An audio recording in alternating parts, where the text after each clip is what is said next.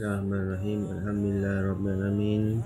Wassalatu wassalamu ala asyrafil anbiya'i wal mursalin wa ala alihi wa sahbihi ajma'in.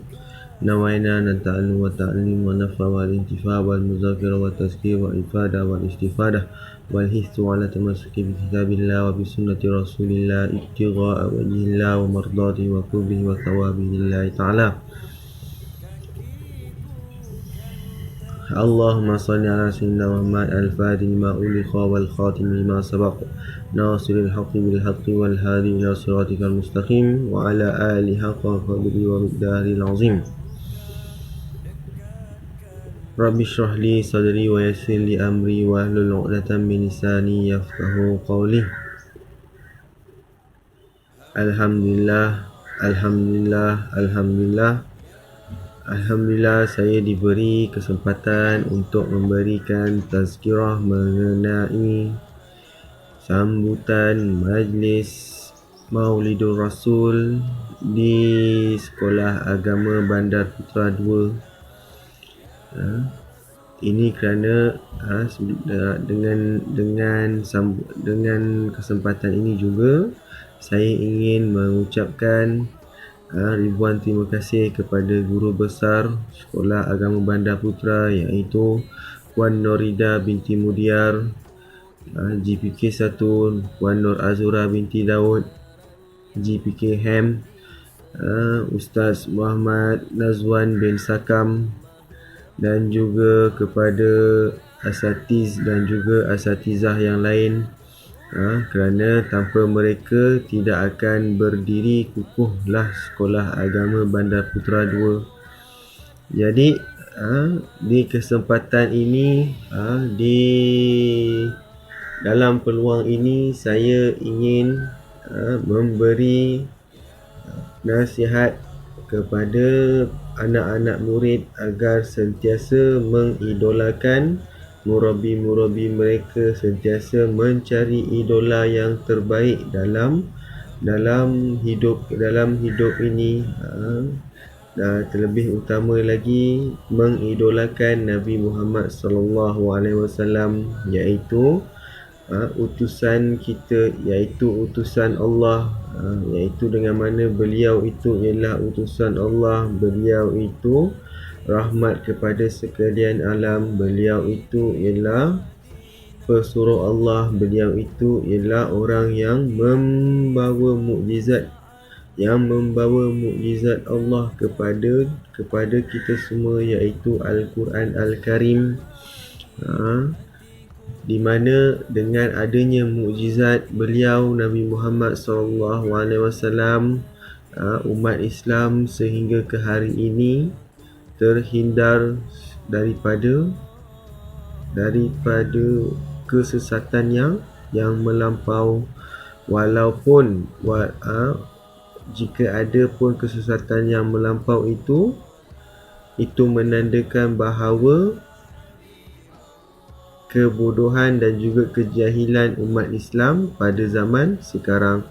Jadi dengan adanya perkara-perkara yang sedemikian, iaitu panduan Al-Quran Al-Karim kepada kita semua umat Nabi Muhammad SAW, maka terjamin, maka selamat, maka sejahtera kepada sekalian umat Nabi Muhammad SAW yang mengikuti ajaran Islam dengan berlandaskan Al-Quran dan juga sunnah Nabi Muhammad SAW. Jadi di sini kita bagaimana ingin kita menahan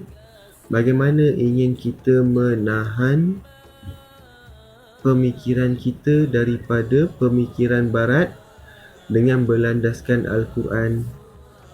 Bagaimana kita nak mempertahankan mukjizat Nabi Muhammad SAW, iaitu Al-Quran, dengan zaman sekarang ini pandangan-pandangan orang kafir terhadap Al-Quran. Jadi kita ini sebagai guru ataupun sebagai ustaz kadang-kadang sedih, kadang-kadang hiba, kadang-kadang rasa rasa kasihan kepada anak-anak murid kita yang mana mereka terlampau mengikuti trend, terlampau mengikuti gaya orang-orang barat. Seperti mana kata baginda Nabi Muhammad SAW, pada akhir zaman umatku akan mengikuti jejak langkah Nasrani sejengkal demi sejengkal sehingga mereka tergolong daripada mereka yang terakhir itu kembali kepada ahli Nasrani. Kerana apa? Kerana umat Nabi Muhammad SAW pada akhir zaman ini sangat lemah, sangat mudah terikut-ikut, sangat mudah terpengaruh, lebih-lebih lagi anak-anak murid kita.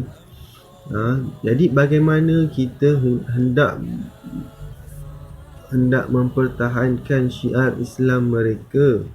Bagaimana kita hendak mempertahankan syiar Islam jikalau kita mengikuti tindak tanduk mereka daripada A sehingga Z, sehingga kita tergolong ke dalam kaum mereka? Bagaimana perasaan Nabi Muhammad SAW? Bagaimana perasaan Nabi Muhammad SAW terhadap umat baginda pada akhir zaman ini? Arti kata lain, bagaimana perasaan baginda Nabi Muhammad SAW terhadap umat akhir zaman yang benar-benar hidup pada akhir zaman sekarang ini? Kita tak akan terlepas bagaimana untuk kita hidup, bagaimana untuk kita mempertahankan, untuk kita memperjuangkan syiar Islam pada zaman ini. Kerana apa? Kerana baginda Nabi Muhammad SAW menyampaikan risalah, menyampaikan Islam, menyampaikan dakwah Islam dengan penuh rasa kasih sayang, dengan penuh pengorbanan, dengan penuh bagaimana rasa perasaan kita jikalau kita hendak menyampaikan sesuatu itu sehingga orang itu merasakan seronok dan juga merasakan keberuntungan dengan adanya apa yang kita sampaikan. Jadi macam itulah Islam. Kita merasakan keberuntungan Islam dengan asbab Nabi Muhammad SAW bertungkus lumus, berkorban apa sahaja dalam menyampaikan risalah Islam sehingga kita merasakan keberuntungan Islam itu pada hari ini. Jadi bagaimana perasaan kita, bagaimana rasa kita untuk mempertahankan syiar Islam yang Rasulullah SAW hantar? Jikalau Nabi Muhammad SAW masih lagi hidup pada zaman sekarang ini, bagaimanakah kita hendak berjumpa beliau dalam keadaan kita nak menunjukkan bahawa ya Rasulullah, anak-anak murid kami, anak-anak kami, saudara-saudara kami semuanya telah mengikuti kaum ahli Nasrani. Bagaimana perasaan beliau terhadap kita? Bagaimana perasaan kita terhadap beliau? Tidakkah kita rasa bersalah? Tidakkah kita rasa sedih? Bagaimana perasaan Rasulullah SAW? Kesedihan beliau mungkin lebih lagi perasaan sedih beliau terhadap kita. Jadi dengan adanya majlis Maulidur Rasul SAW ini, maka kita akan rasa sedar, kita ada rasa beringat, kita rasa bagaimana lahirnya Nabi Muhammad SAW ke atas dunia. Bukannya Rasulullah SAW itu hanya sekadar nama. Kerana apa? Nama hanya pada zahir, tidak pada hati. Kerana kita di Malaysia ini ramai yang namanya Muhammad, ramai yang namanya Muhammad. Jadi risau pada suatu hari nanti anak-anak kita, golongan-golongan selepas kita akan mengatakan bahawa dia itu Muhammad, kerana Muhammad telah pun tertinggal hanya sekadar nama Muhammad kita, sehingga adakah nanti dengan tidak ada rasanya cinta kita kepada Maulidur Rasul, tanda kelahiran Nabi Muhammad SAW itu akan membuatkan golongan selepas kita ini mengatakan bahawa Muhammad ada kat sebelah rumah aku. Muhammad, kawan aku, Muhammad nama dia. Muhammad, ada seorang tokoh tu nama dia Muhammad. Adakah hanya sekadar nama, dan juga ianya tidak akan membuatkan kita ingat kepada insan yang agung, membuatkan kita ingat kepada insan yang sangat hebat yang menyampaikan risalah, iaitu Muhammad yang pertama, Muhammad yang terakhir. Siapa dia? Iaitu baginda Nabi Muhammad SAW. Ketika mana pada kelahiran baginda Nabi Muhammad SAW, tidak ada seorang pun di kota Mekah ataupun di tanah Arab yang bernama Muhammad. Bagaimana cantiknya, bagaimana indahnya Allah itu, bagaimana indahnya Allah menyusun atur kehendaknya terhadap nama Muhammad, terhadap baginda Nabi Muhammad SAW itu sendiri. Jadi bagaimana kita ini yang bernama Ahmad, kita ini yang bernama Muhammad ingin mempertahankan syiar Islam itu sendiri, jikalau dengan nama Muhammad itu pada Facebooknya ada share benda yang bukan-bukan, pada WeChatnya ada gambar yang bukan-bukan. Bagaimana kita yang ada Muhammad namanya itu sendiri pergi ke kelab malam? Bagaimana kita yang ada namanya Muhammad itu sendiri pergi ke tempat yang menjerumus ke arah penzinaan.